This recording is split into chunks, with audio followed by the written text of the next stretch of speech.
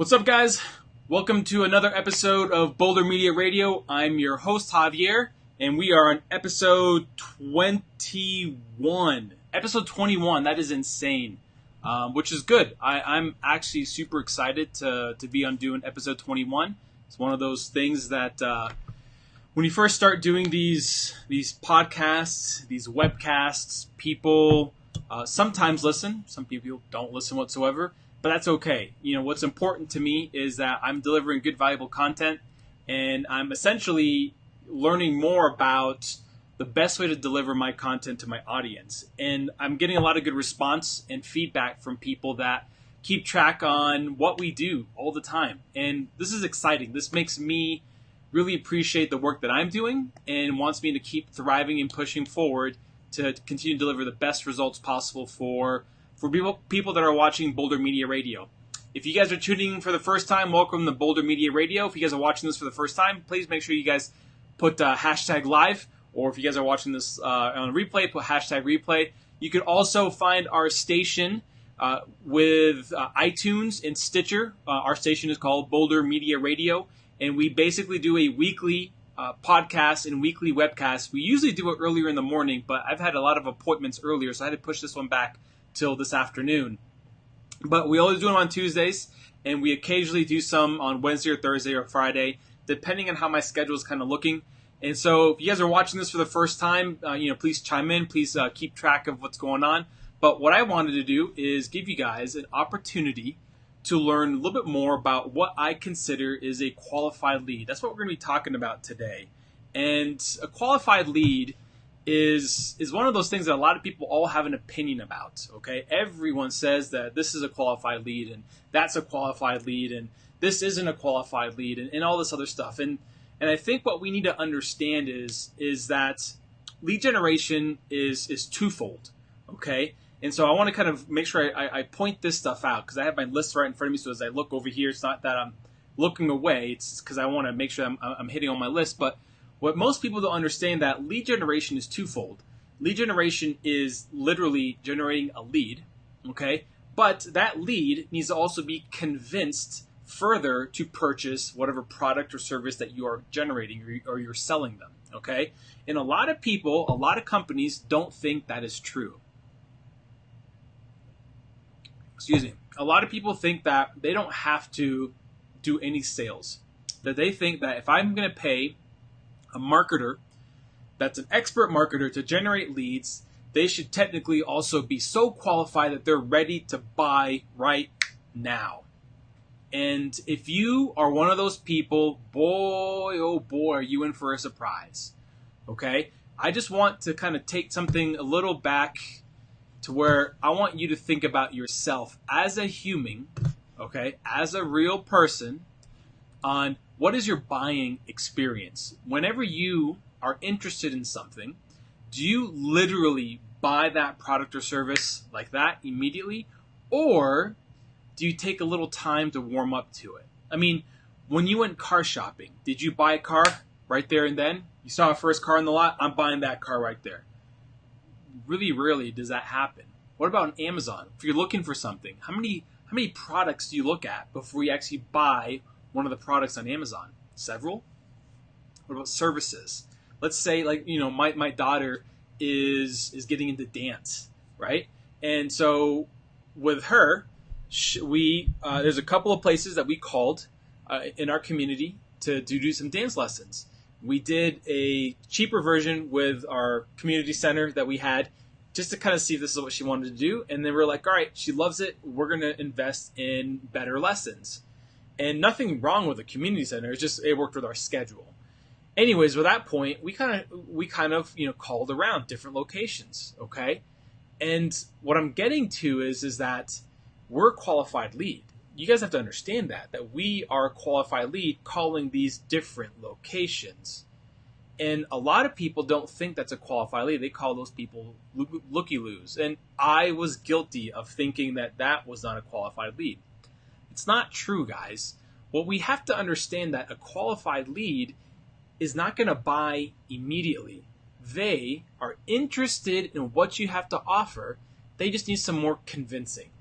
They need more education. That's the part that most people, most companies don't understand, is that they're not willing to provide education on teaching these buyers, if you will, okay, these shoppers, why their service or product is better. Education. You have to educate and let them be knowledgeable and teach them why you are the best, why you are the option, the solution. Does that make sense?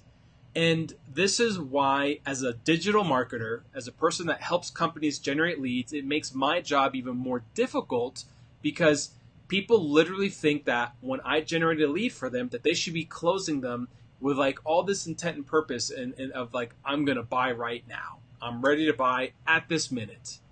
And that's not true. What we have to understand is that lead generation is getting a name, phone number, email. That's one version of a lead. Getting a name and email. That's another version of a lead. Getting a name, phone number. That's another version of a lead. Getting an email. That's another version of a lead. And getting a messenger lead. That's another version of lead. So we went name, phone number, email. Name, email. Name, phone number. Email. Sometimes just phone number works as well too. Messenger. Okay? These are 6 ways of generating a lead. Now, you might be thinking to yourself, Javier, I want a lead that has name, phone number, and email.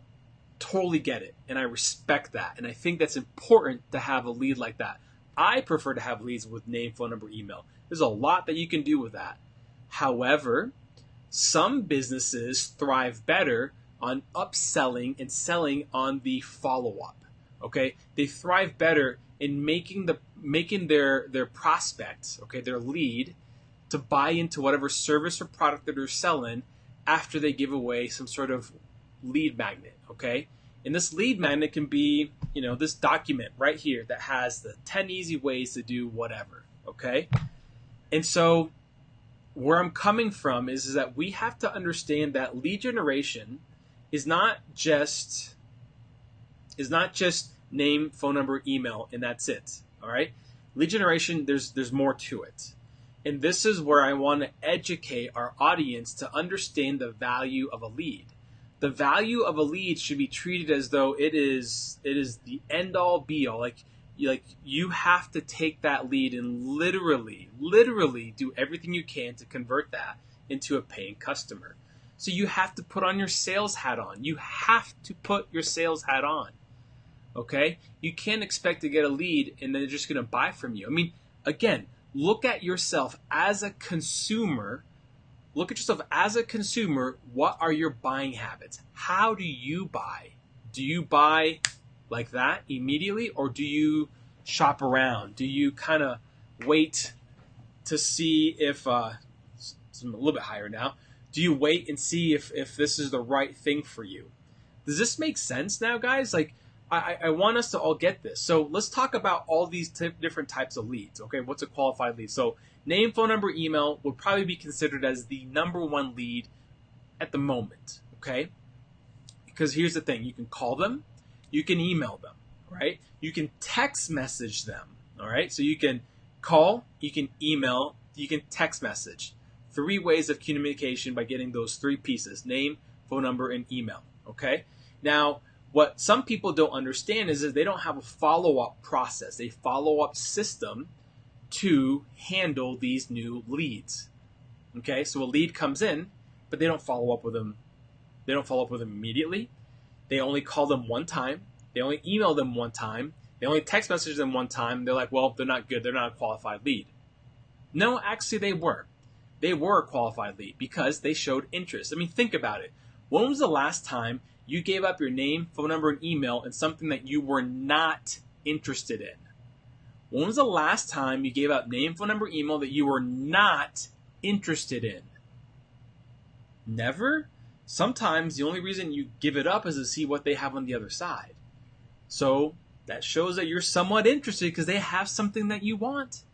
Does this make sense now?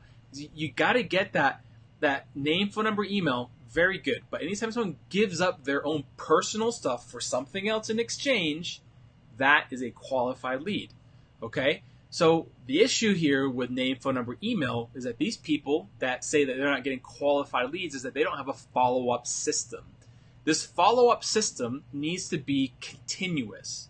Okay? It has to be something that keeps that lead in the forefront of your service and product. So when that lead comes in, you should have what we call as a drip campaign, okay, where you contact these people regularly, okay, via email, as well as in your CRM where it's scheduled via text message as well as phone calls. And it's all scheduled out. I like to do anywhere, depending on the business, but I like to do anywhere 14 to 28 days of continuous contact with these people, okay? Now, depending on the business, again, I like to actually try to contact these people about 10 to 12 times over the phone.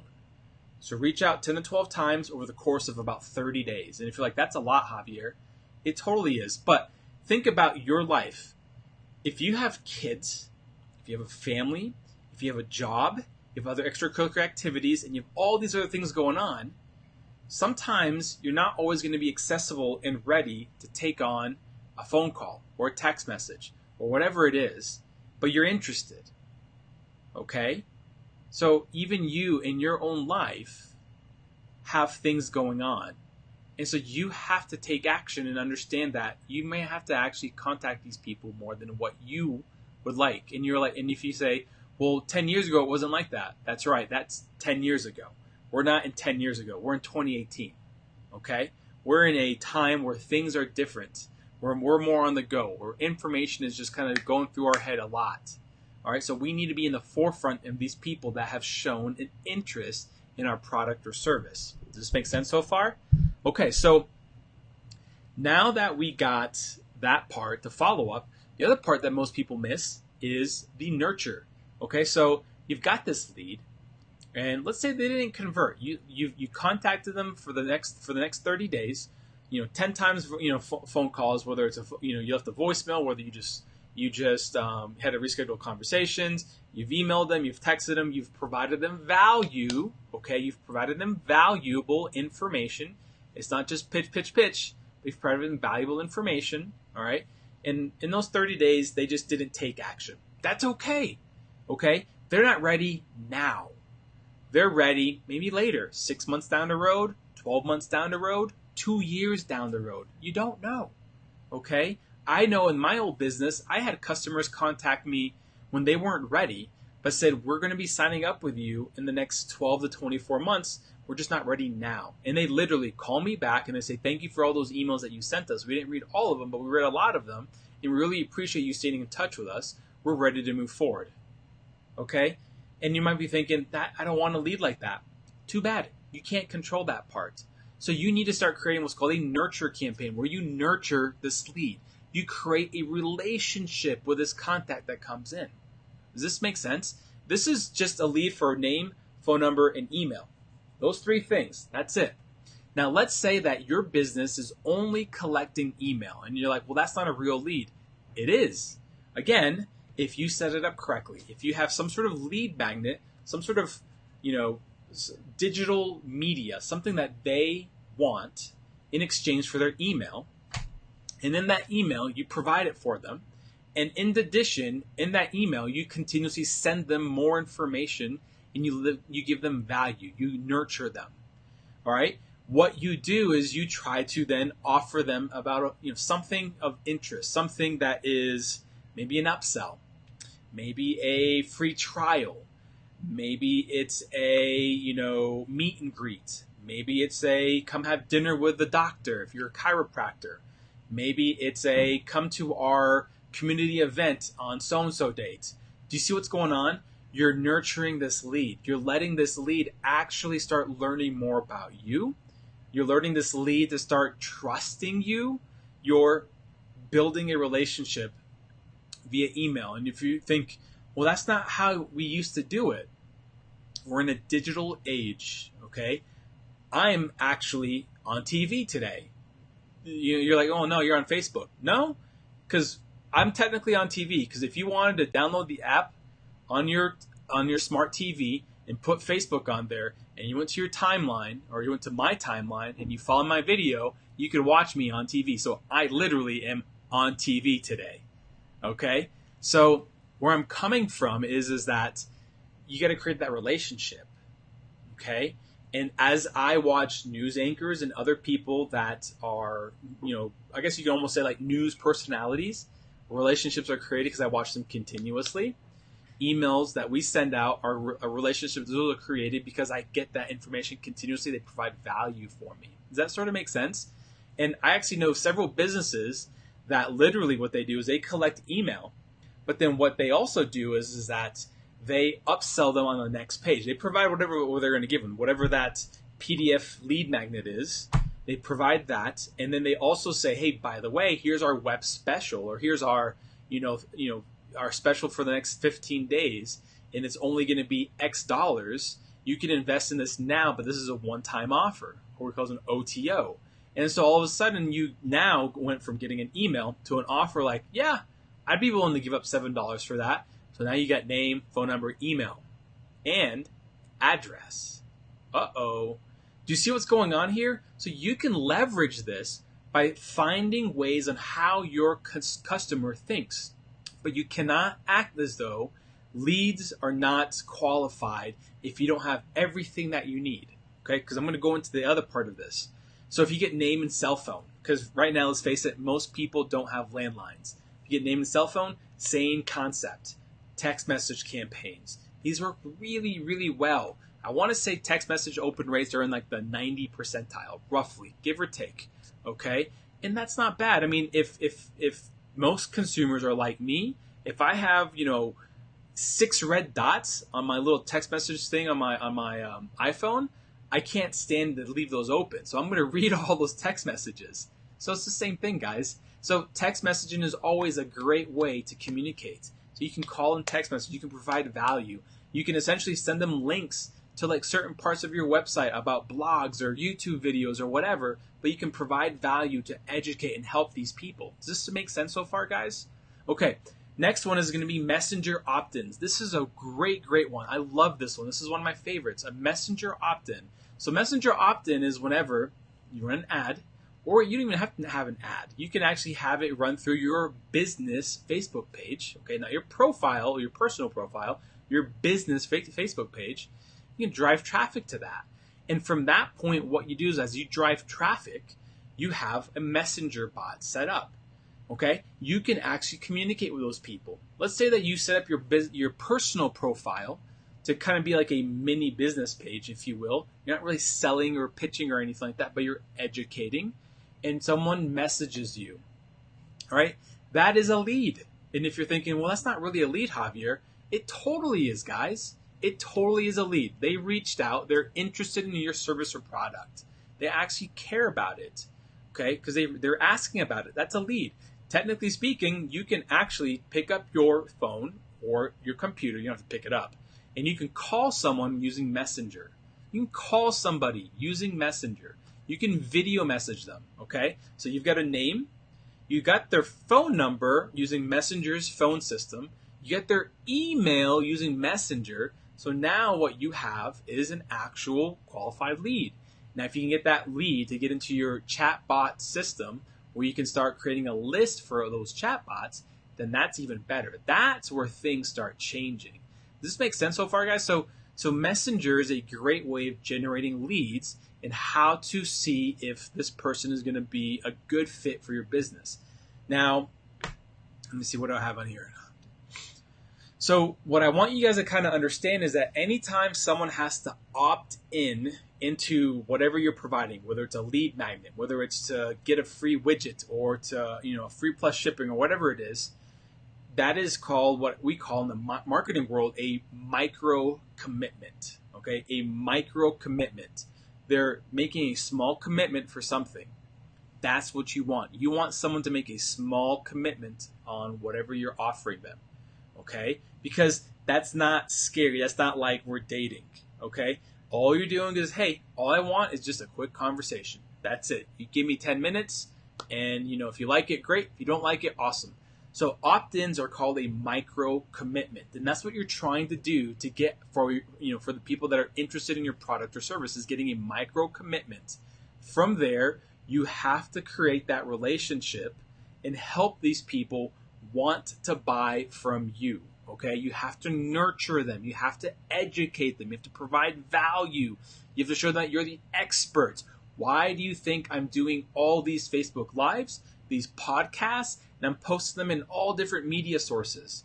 Because I want to provide my prospective buyers, everybody that is watching, and also people that are not watching yet, that I'm the authority of this topic of digital marketing.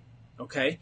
And I'm creating my brand. I'm creating what I'm about to help my community improve their business, grow their business, start thriving and making more money, all that stuff. I'm providing solutions and I'm giving them a blueprint by what I'm doing right now. Does this make sense so far? So where I'm coming from is that you want to really think about the way people come in to opt into your website, to opt into your messenger bot funnel, to opt into whatever it is. It's a micro commitment. And then what you want to do is, let me read this really quick. You want to, and I mentioned this before, once they micro commit, that's when you can start doing the sales process a little bit more. You don't have to be hard. You just do the sales process a little bit more. And that's what a qualified lead is. It's just anyone that has shown interest. And this has been really explained really, really well by a guy named Donald Miller. I find this guy's, he's an inspiration, to be honest. Super, super smart marketer. He works with some of the top companies out there, whether it's entrepreneurs that are just running a few $1 million company to literally big brands. And he has a company called Storytelling, or is it StoryBrand? That's what it is, StoryBrand. And what it is that he believes in telling a story on selling your product or service and making your customer the hero of that story. In that whole process, he has this podcast. You can find it. Donald Miller is the name, and his podcast is StoryBrand Telling. Okay, and you should definitely listen to that. I listen to it all the time. He has this website called the 5-Minute Marketing Makeover, and he talks about qualified leads and a lead. And in that process, he talks about a lead is someone that shows interest and is willing to give something up in exchange for something else, a lead magnet. He really emphasizes this, and that's the part that most people don't think is true. It is true. You, as the business, has to educate the person to purchase from you now. Okay? So where am I going with all this? This is where I'm going with this, guys, is that now that we have a qualified lead, we have to then pre-qualify them as a customer. Does this make sense so far?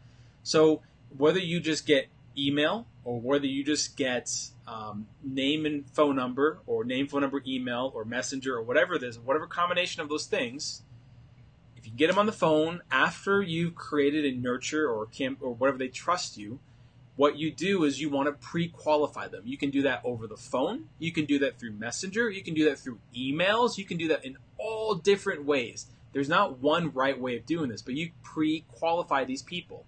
Once you've pre-qualified these people, what happens next is that on the phone, you're talking to these people. I'm just going to use that as an example. You have some pre-qualifying question. It's a 5-minute conversation, maybe 10. No more. It should not be a pitch. It should not be a sell. It's just a pre-qualification conversation. That's it. To see if they are fit for your product. To see if they are fit for your service. To see if they're fit for your company. Okay? Does this make sense? So you pre-qualify them. And sometimes, pricing does come up there as a question. You know what? Great. Say, hey, our programs can range anywhere from as little as this to as much as this. Is this going to be something that fits in your budget? That's it. And it's either yes or no. That's one way of handling a pre-qualification call. Okay? There's different ways on how you can do pre-quals, okay? But the goal of a pre-qualification is to understand that when you're actually working with the people on the phone, okay, is to weed out the ones that are not going to be real customers and really only speak to the audience that wants to listen to you. So if people like opt out of your subscription for emails, good. That's a good problem to have. Why? Because they're not your audience. And you're like, but Javier, you just said they were they're a qualified lead. They were. But now they don't want to listen to you anymore. They don't find any value in it. Why speak to them? So then they're gone. Perfect. All right? The people that say stop text messaging me, not a problem. I won't text message you anymore because I don't need to speak to you anymore either. The people that say stop calling me, perfect. I don't need to talk to you as well because you weren't actually going to be my perfect customer. You want to speak to the ones that love and do and believe everything you say to be, in a sense, the gospel, if you will. Okay? They believe in what you offer. And what I love about this process, this way of pre-qualifying people, is that you're just giving them they did a micro commitment. You earned their trust, so then you got them on the phone or whatever. You've nurtured them. You see if they're a fit for your company. They see if they're a fit for your company as well too. And then you have the appointment. That's where you do the sale. That's where you do the convincing. That's where you solve the problems. That's where you pull the pain points out. That's where the money is made. Does that make sense? That is the system that you need to have. And this is why most companies, and when I say most companies, I'm talking about entrepreneurial type companies that are small businesses, maybe $1 million or less. Okay, heck, even some that are like $2, $3, $4, $5 million think this way as well too, because they might be generating a decent amount of income, but they're not really systemized correctly. Where I'm coming from is this, guys, is that these people don't think that these leads are qualified. These people don't think that these leads are good enough. And that's not true. That is not the case. They are good enough, guys. You, as the small business owner, you have to take these leads and literally love them to death, if you will. Like your life depended on it. You need to take these leads and do everything you can to convert them. Everything you can to convert them. That is essentially, a digital marketer like myself. We are in the business of generating the leads and helping you get those leads and helping your branding and helping your marketing strategy. We're here to help you, and some of them don't do this like we do, help you make sure you have a system set up on follow-on up with these leads. If you don't have one, we can assist in that area. We can actually help you get this set up correctly, okay? And then from there is making sure you have a follow-up process beyond that, not just your lead process, just when someone comes in and that's it, but beyond after that honeymoon stage, if you will, okay? And a lot of companies don't have a system. They literally have a receptionist that calls somebody like once or twice, and that's it. They have, someone that works the front desk that doesn't follow up on a regular basis with any of these new leads, that don't send out good emails, that don't send out valuable content, that don't follow up with phone calls, that don't send text messages. Do you see what's going on? And that's not what they should be doing. And if you're like, well, they don't have time to do that, that's fine. Hire someone that will. Hire someone that will focus on just setting appointments. Because think of it like this. Imagine if your business was generating 30 plus leads a month, 30 plus leads per month. Imagine if your business was doing that. Okay, it's a lot of leads. Okay, 30 plus leads a month. And you had someone only focused on working the leads. Because let's face it, not all of those will convert to paying customers. And you've got some from, last month and the previous month that you can always follow up with phone calls and emails and different stuff. Okay, and all they do, all their goal is, all their purpose is, and why they're there is to set appointments. That's it. Imagine that. Okay, I mean, if you're getting 30 leads a month, all right, over the next 12 months, that's 360 leads in a year. And even if you only convert those 360, you only convert 25%. I don't know what that would be. That would probably be like what? 10% would be 36, 72, roughly 80, 85 would convert into like a paying customer.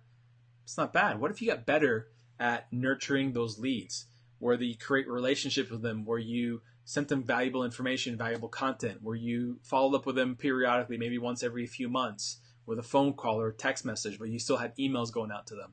What if you did that?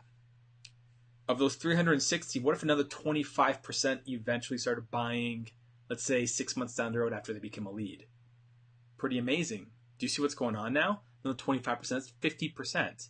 That's nearly, 180, right?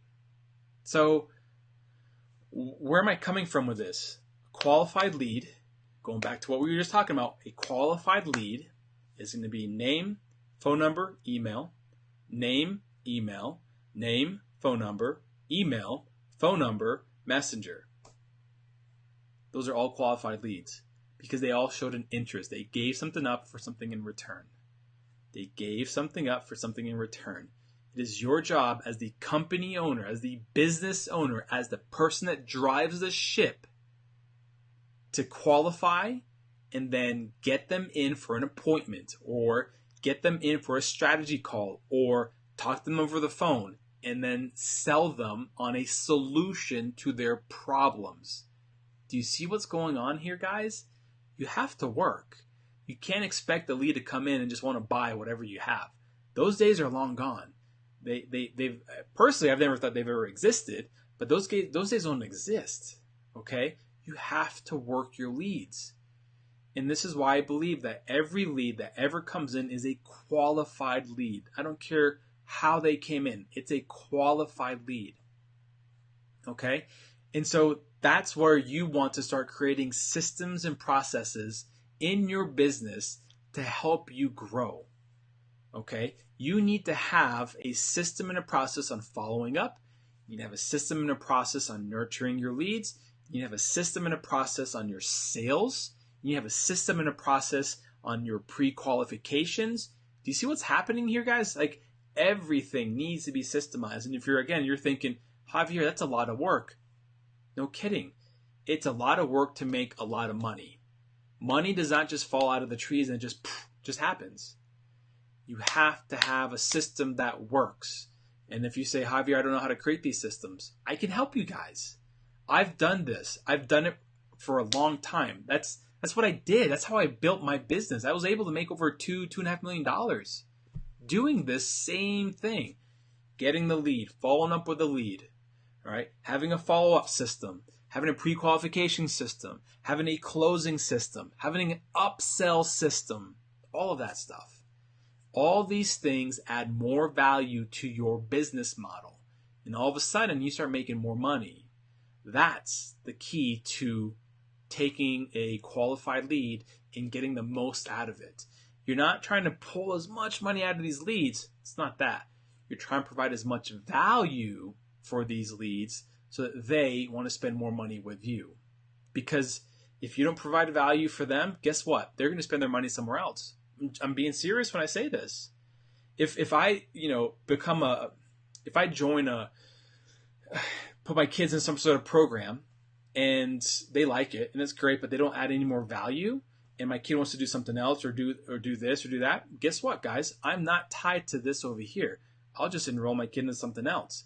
But if this other program has all these other things, like, they have these things that lets my kids be entertained and still do their sessions and classes and all this other stuff, I'm happy to give them more money because they're providing me more value. Do you see what's happening? Like, if you're a chiropractor and all you do is crack backs, then you're losing out on opportunities on upselling your, to your clientele base. And if you say, well, Javier, I don't want to upsell anybody.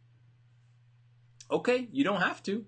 All right. I'm just simply telling you that you're missing out on giving more value to your customer. So you don't have to, you can look at it as an upsell, but in reality, it's a value proposition. It's a value builder. You're trying to make these leads say that, man, this guy really is providing a lot of good information, and I want to buy from them.